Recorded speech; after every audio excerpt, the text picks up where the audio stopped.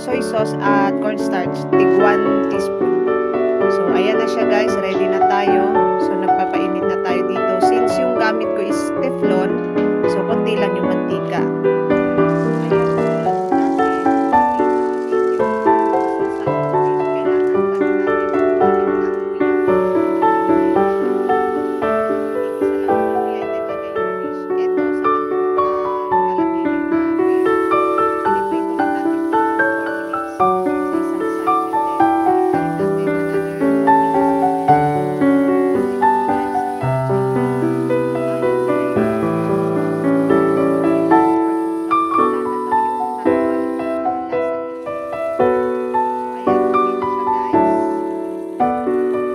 So, okay na yung ating isda. Ngayon, atin namang gisahin yung kanyang sweet and sour sauce. So, eto, unahin natin yung spring onion head.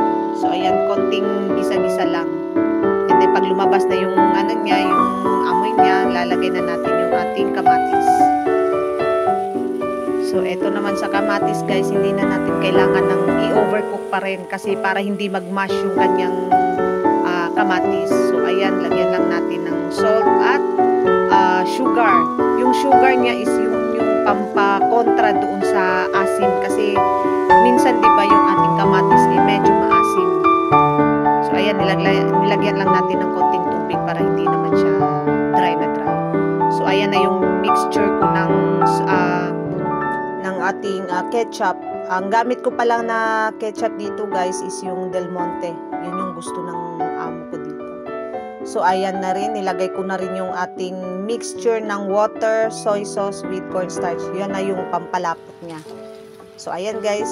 Ayan, makikita nyo yung ating kamatis. Hindi nagmash, hindi durog. So, ayan na siya. Okay na. So, pwede na natin ilagay sa ating isda. So, ayan na guys. Yung ating sweet and sour fish. Chinese style. So, ayan na guys. Thank you for watching. Bye-bye!